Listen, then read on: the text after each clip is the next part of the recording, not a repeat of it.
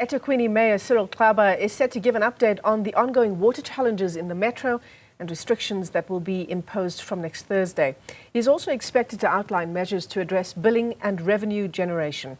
Now, eThekwini has been plagued by water shortages and billing queries from residents for some time now. Let's get you an update with Newzroom Afrika's Phila Duma, who joins us live ahead of that event. Phila, good afternoon. So we're waiting for the mayor's address on issues that are incredibly long-standing. These are issues that residents have struggled with for some time. Absolutely. Good afternoon to you, Michelle. Right now, we are outside the Durban City Hall. Now, this is where we're expecting for, the media address to actually happen. We are expecting for the mayor, to come here. The address is expected to start at around 1 p.m., this afternoon. And I'm also going to tell you, we have been visiting various communities, basically raising their concerns about the move which had been announced about the city of water curtailment and also not, being received well over there, Michelle. There's also, some issues which have been brought, forward by these residents. Also, issues around aging infrastructure. But what we are looking forward to the most that we actually expect is going to be addressed today at this particular briefing, Michelle, is, the issue of, infrastructure and also how the city is going to be preparing for the holiday makers as we're going to be approaching, the festive season shortly. There's also, the issue around, the billing system. But what we have been met with here, which we did not expect, is an organization which is protesting. They're outside here, the Durban City Hall, Michelle, to hand over a memorandum. The organization is called Right to Know. I'm just going to engage with a representative from this particular organization. Ma'am, thank you so much for taking time to speak to us. You are live on Newzroom Afrika. You are here to hand over a memorandum. What are the concerns that you are bringing forward here today? Hello, so my name is Yolanda Yalezo. I am the provincial organizer for Right to Know organization.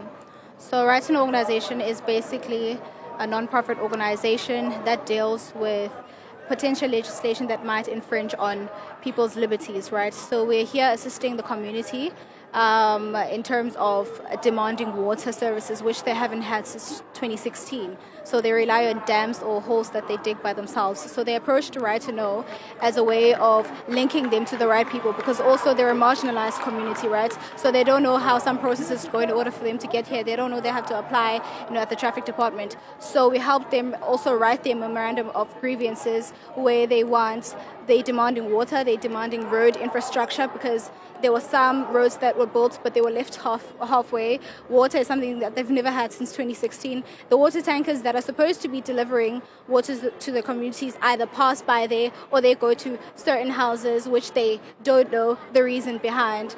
Another reason that they're here is that they have infrastructure rights at Ward 105 for water. They have taps and, some sort of infrastructure that was built so that they have like a permanent solution to having water. But then it was just left there. It was never finished. So they have all those demands in the memorandum and they want an answer within the next 14 days. I understand that you had no idea that the City of eThekwini Mayor is going to be hosting a media address here at the City Hall today.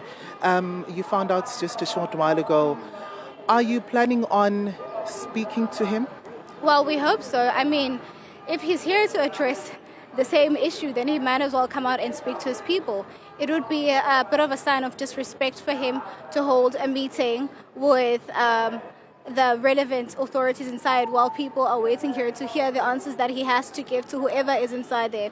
And it's quite strange, because we were here yesterday speaking to at the Speaker's office, right? Speaking with a few officials inside, and they failed to give us the information that today there will be a press briefing by the mayor for the same issue that we are here for today. So it's quite strange how we were just bombarded with this information right here today. And we hope that he does come out and speak to the people as he should.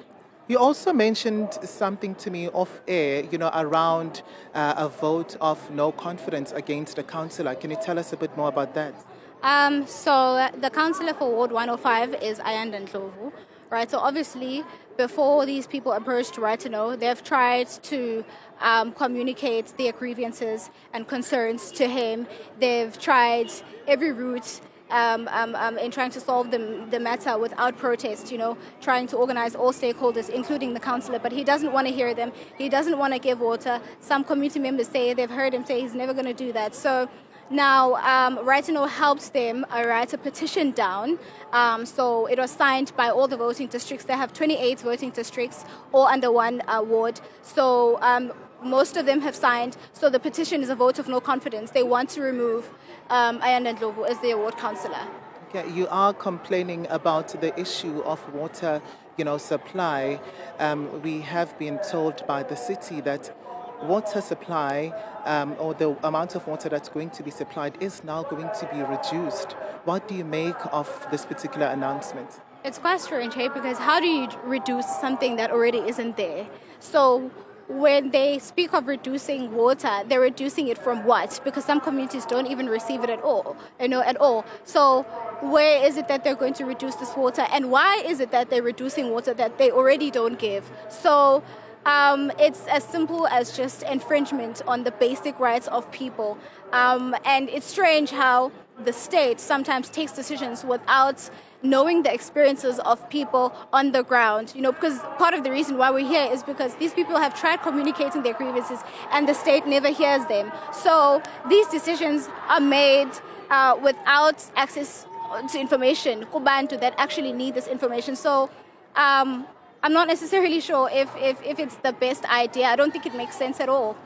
Right. Thank you so much for taking time to speak to us.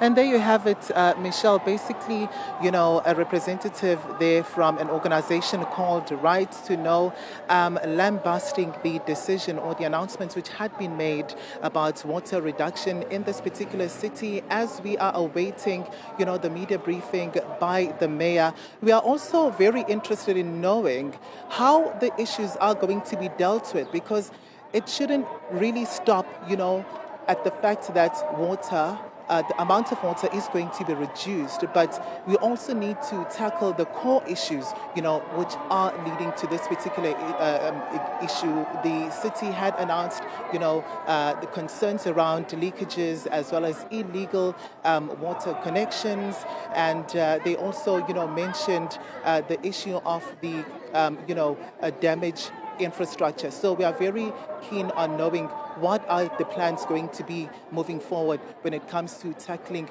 those particular issues. It's back to you in studio.